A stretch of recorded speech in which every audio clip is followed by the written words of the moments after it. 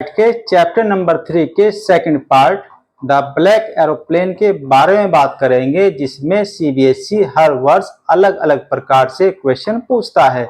चाहे वो his first flight से फर्स्ट वाले पार्ट से क्वेश्चन पूछे या second part the black aeroplane से। तो आज ब्लैक एरोप्लेन के बारे में बात करते हैं और साथ ही साथ इसके पॉइंट्स टू रिमेंबर की बात करेंगे जो हमें याद रखने हैं, और उसी के अकॉर्डिंग हमें किसी भी क्वेश्चन को जो सीबीएसई के द्वारा पूछा जाए उसका आंसर देना है। चाहे क्वेश्चन पूछा जाए 3 मार्क्स में, चाहे क्वेश्चन पूछा जाए फिर 6 मार्क्स में। तो बात कर लेते हैं आज द ब्लैक एरोप्लेन के वैल्यू पॉइंट्स की, जिनको हमें याद करना है, और साथ ही साथ क्वेश्चन पेपर में दिए गए रिलेवेंट पॉइंट को मिलाकर जब हम सेंटेंस को मेंटेन करेंगे और साथ ही साथ वर्ड लिमिट को मेंटेन करेंगे तो हम निश्चित रूप से अच्छे मार्क्स प्राप्त करेंगे। तो बात कर लेते हैं द ब्लैक एरोप्लेन के मेन पॉइंट्स की, जिसके आधार पे हम कह सकते हैं कि ये एक बहुत ही इंटरेस्टिंग और मिस्ट्री भरी कहानी है, जिसमें ऑथर जो खुद एक पायलट है, एक प्लेन को उड़ा रहा है, जिसका नाम है पायलट का नाम है फ्रेडरिक फॉर्सिथ, और ये खुद एक पायलट है और ये प्लेन को उड़ा रहे हैं। तो पॉइंट्स टू रिमेंबर में क्या क्या घटनाएं घटती हैं अब बात कर लेते हैं। The sky was clear and shining with stars. इस आसमान बिल्कुल साफ है और शाइनिंग द स्टार्स मतलब स्टार उसमें चमक रहे हैं, और साथ ही साथ जो the author was in his old Dakota over France back to England, और डकोटा एयरवेज का जो फ्लाइट नंबर है ये DS088 है। कभी कभी 1 मार्क्स में क्वेश्चन भी पूछा जाता है कि पायलट जिस प्लेन को उड़ा रहा है उसका फ्लाइट नंबर क्या है, तो हमें जवाब देना है DS088। तो पायलट क्या है, डकोटा एयरवेज के DS088 फ्लाइट को उड़ा रहा है और फ्रांस के ऊपर है। कहां जा रहा है? इंग्लैंड जा रहा है। अब पायलट क्योंकि एक काफी लंबे समय के बाद अपने घर जा रहा है, तो उसके मन में क्या चल रहा है कि अपनी फैमिली के साथ मुझे सुबह का ब्रेकफास्ट करना है, और जब मैं घर पहुंचूंगा तो उस टाइम पे जो टाइम रहेगा वो ब्रेकफास्ट का ही रहेगा। अब घटना कैसे आगे बढ़ती है। Paris was about 150 kilometre away from him, और जहां पर पायलट फिलहाल है वहां से फ्रांस की कैपिटल 150 किलोमीटर दूर है। अब इंसिडेंट्स कैसे घटता है इसमें। Suddenly he was caught in black clouds, और जल्द ही जैसे पायलट आगे बढ़ता है तो वो काले बादलों में घिर जाता है, जो एक काले पर्वतों के समान उसको दिखाई देता है। और पायलट चाहता है कि इसके जो क्लाउड्स है इसके बीच से होकर गुजर जाए और या फिर वापस वो पेरिस चला जाए, लेकिन जो उसके दिमाग में चल रहा है कि मुझे जो ब्रेकफास्ट करना है अपने फैमिली के साथ करना है, तो वो उसके अंदर जो ईगरनेस है वो उसको बैक टू पेरिस नहीं जाने देती, बल्कि उसको एग्रेसिव करती है इंग्लैंड जाने के लिए। उसके बाद author's eagerness to meet the family make him fly into the clouds, और इसी की वजह से जो उसके अंदर ईगरनेस है कि मुझे अपनी फैमिली के साथ सुबह ब्रेकफास्ट करना है, फैमिली से मिलना है, तो उसके अंदर जो वो ईगरनेस है वो उसको इतना एग्रेसिव कर देती है, इसको उतना उत्साहित करते हैं कि वो उस बादलों के पार से ही अपने प्लेन को ले जाता है।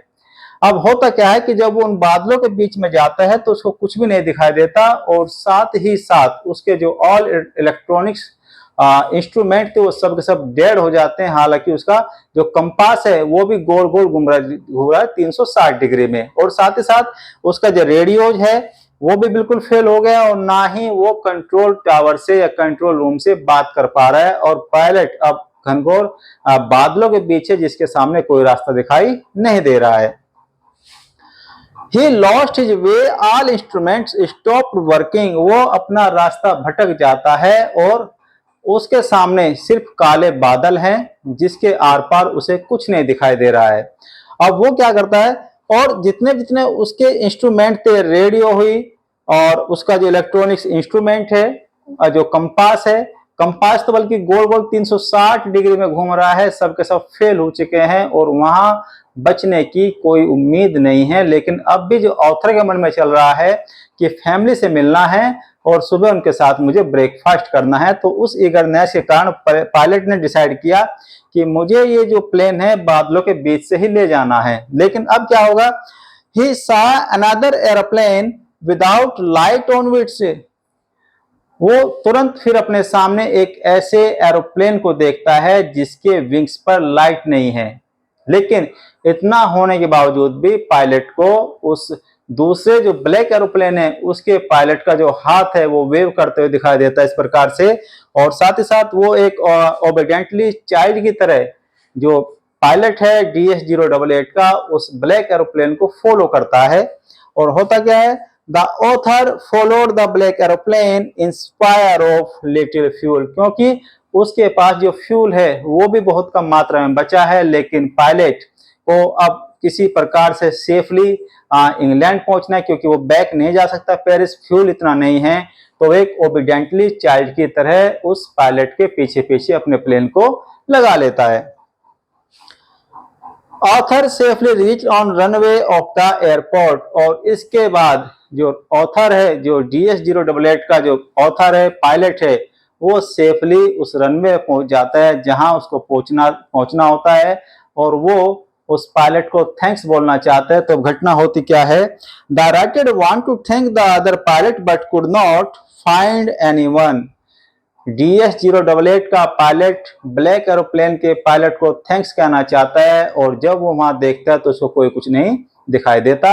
अब ये फ्रेडरिक जो फॉर्सिथ है ये सीधा कंट्रोल टावर में पहुंच जाते हैं और कहते हैं, the author asked women of control tower but she laughed as he had seen no other plane. और वो जो कंट्रोल रूम में जो लेडीज बैठी है वो कहती है कि वो हंसते उसकी बात पे कि मेरे जो कंट्रोल टावर है और जो यहाँ पे जो रडार सिस्टम है उसमें आपके प्लेन के अलावा कोई भी एरोप्लेन मुझे शो नहीं हो रहा था। Hall incident remain a mystery, और सारी की सारी जो घटना है ये एक मिस्ट्री बन जाती है, जिसको ऑथर ने अपने शब्दों में एक कहानी के तौर पे हमारे सामने रखा है। तो बहुत इंपॉर्टेंट टॉपिक है। इसके जो राइटर हैं वो फ्रेडरिक फॉर्सिथ हैं, और साथ ही साथ ये इसके वैल्यू पॉइंट्स हैं जो हमें याद रखने हैं, ताकि जब क्वेश्चंस इस चैप्टर में से पूछे जाएं तो हमसे कोई भी क्वेश्चन ना छूटे। वीडियो यदि पसंद आए तो लाइक कीजिए, शेयर कीजिए, कमेंट कीजिए। फेसबुक पे मुझे फॉलो कीजिए सुनील कुमार, इंस्टा पे फॉलो कीजिए सुनील कुमार 3046, और साथ ही साथ यूट्यूब पे मेरे चैनल को सब्सक्राइब करें, कटारिया इंग्लिश।